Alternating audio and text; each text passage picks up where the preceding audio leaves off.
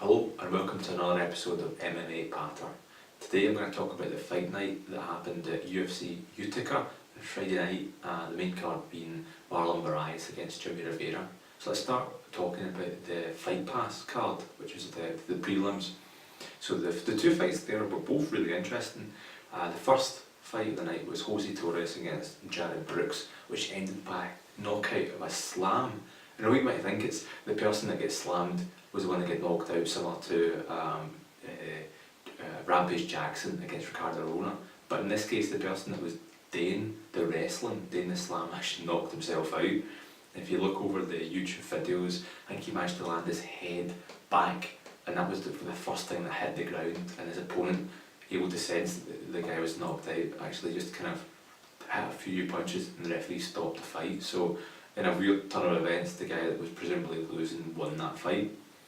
Another fight that's on the Fight Pass was Nathaniel Wood, former Cage Warriors bantamweight champion, made his UFC debut against Johnny Eduardo and was able to finish the fight by submission due to a Bravo choke, which is quite interesting.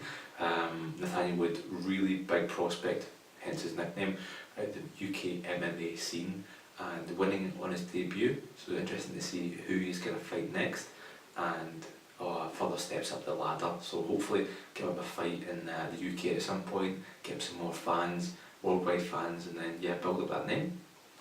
So moving on to the main card, and starting off the main card was a light heavyweight bout between Sam Alvey, smiling Sam Alvey, and Gian Villante. And both these fighters come from really big teams. So Smiling Sam Villante trains with Dan Henderson at Temecula Team Quest, and Gian Villante is a regular training partner of Chris Weidman, former UFC middleweight champion, and also UFC heavyweight champion Stipe Miocic. So they both come from teams with big names, and they're tough guys. And this fight was exactly that. It was a really tough fight. And unfortunately, sometimes to watch if you're not a fan of the sport, because what happened was Sam Alvey isn't the quickest fighter. What he does, he lulls his opponents to sleep. He moves backwards to try to kind of get the fight a little bit slower down to his pace, and then he explodes and tries to counter, usually with a kind of straight or a hook. And Gian Villante is more of a kind of forward pressing pressure fighter, and his style, Gian Villante's style, was unable to come through that fight. He really didn't have a lot of opportunities to show off. The footwork of Smiling Sam Alvey was just too good for him, really. He was never in position really to strike. And the first round, Sam Alvey did actually get a knockdown towards the end of the round. And I think that was the overall theme of the fight from Sam Alvey, to kind of lull him to sleep, counter, and then towards the end of the fight make an impression in the judges' minds by finishing strongly. And that fight was a split decision win for Sam Alvey. I think there might have been some judges that might have thought that, and some people around the world might have thought that Gian Villante won, but I think the majority of the damage was in fact landed on the back foot by Sam Alvey. So that was a kind of a good result there. I think Alvey moves on in that light heavyweight division, and I think he called out Derek Brunson in the end, so we'll see what that happens. Next was a featherweight bout between Julio Arce against Daniel Teymur, and that was an interesting fight where Daniel Teymur, we're familiar with him, he fought on the UFC Glasgow card, the second UFC Glasgow card, and what we saw in that fight was, in that very first UFC fight, his debut, was he was quite strong in the first round, and towards the kind of the first minute of the second round, and he faded. And similar sort of thing happened here. He was strong with his leg kicks, really attacking the lead leg of Arca, and then wigging punches, really big wild punches, but single punches, not really setting them up. And with Arca being a really good proficient boxer, moving his head, moving his footwork, and just not getting in the way of those shots from Teymur.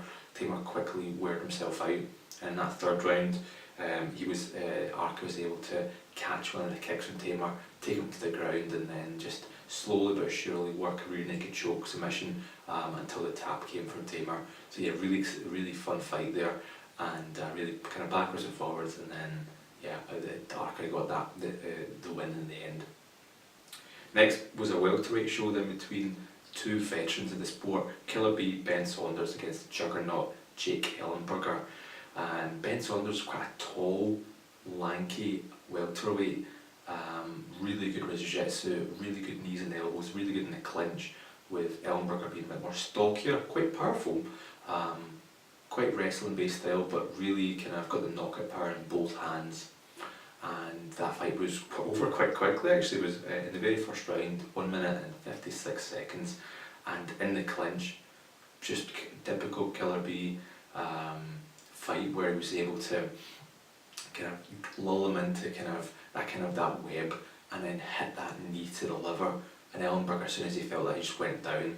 A couple of wee shots to the face to a down opponent, and Ben Saunders, and that was the win. That was, the referee had to stop that fight, and yeah, you can tell he's back, and you can tell that when he's on form he'll beat anyone, and we'll see who he's up next. Quite a lot of talent in that welterweight division, and more and more fun fights hopefully for that guy. With Jake Ellenberger, I think they probably end his nigh here. I think he's had quite a lot of fights now, quite a lot of losses by knockout. This one, then he's lost to Wonderboy Thompson, things like that, so that was quite a nasty knockout actually. And really a couple more fights left. I think he probably should retire just for his own health, really there. Next after that fight was heavyweight fight between Walt Harris against Daniel Spitz.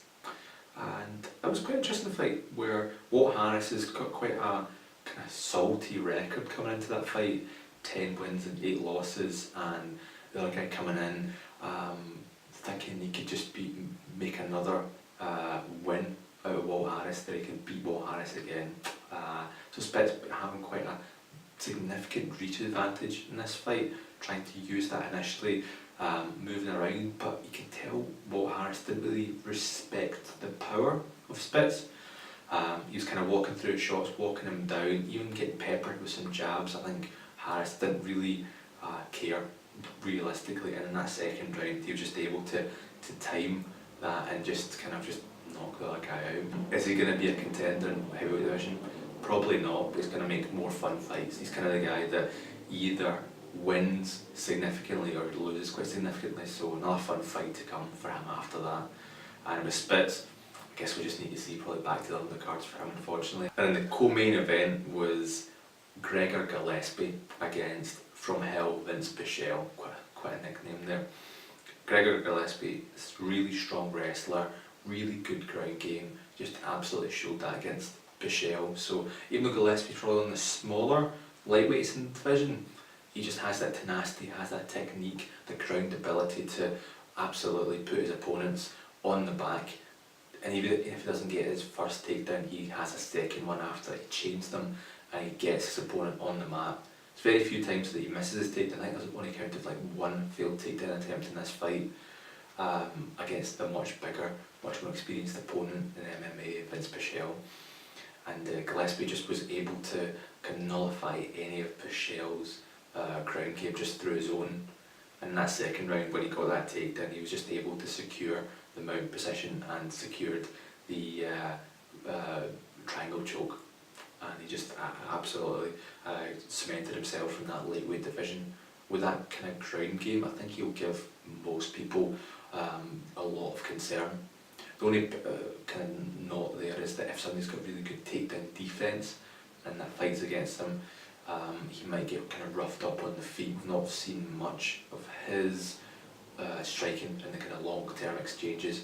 He kind of uses his striking to set up his takedown, so that'll be quite an interesting one. Maybe a strong wrestler, and Habib will give him a lot of issues. A lot of other guys will probably be looking at this fight and thinking, yep, really dangerous guy. And then in the main event we had Marlon Moraes against Jimmy Rivera. And going into this fight, I thought it was going to be an absolute war. Jimmy Rivera, really experienced fighter, big, long winning streak, a lot of experience fighting an equally experienced fighter in Marlon Moraes, and I kind of felt they would both cancel each other out. So Jimmy Rivera's got really good footwork, really good striking. I think his submission game's probably his weakness, but I felt that just with his footwork, with his speed, with his timing and his striking, he'd be able to at least grind out a decision against the tough Brazilian Marlon Moraes. But yeah, Marlon Moraes has shown his class. He was a world champion in the World Series of Fighting, had I think 6 or 7 title defences. Really experienced in both striking and grappling. So whatever if he feels he's losing in the striking exchanges, he'll grapple and vice versa. And in this fight, it took him all of 33 seconds and landed one of the quickest switch kicks I've seen in a while in MMA, and just followed up with punches, and that was it. You know, that Jimmy Rivera was out, referee had to stop that fight, and he's a real contender, legitimate title contender, and he called out the title shot in this fight. He's asked for a title shot in this fight, and I'm sure the UFC will give him the title shot. In the bantamweight division, we've got Cody Garbrandt challenging TJ Dillashaw, the champion TJ Dillashaw, in the next fight, and that will be a very exciting fight. The only way I can see Moraes not getting a title shot next is if Garbrandt wins his fight, so there will be a trilogy fight between Garbrandt and Dillashaw, or if there's anything contentious, be it a no contest or a draw or something. But if TJ Dillashaw wins that fight, I'm sure Moraes will get that next shot, and that'll be really exciting. And hypothetically, if he doesn't get a title shot next, providing Dominic Cruz recovers from his broken arm, that'll be a fun fight to make. Dominic Cruz against Marlon Moraes, and then the winner of that will get the next title shot. Thanks guys for watching another episode of MMA Patter, and see you next week.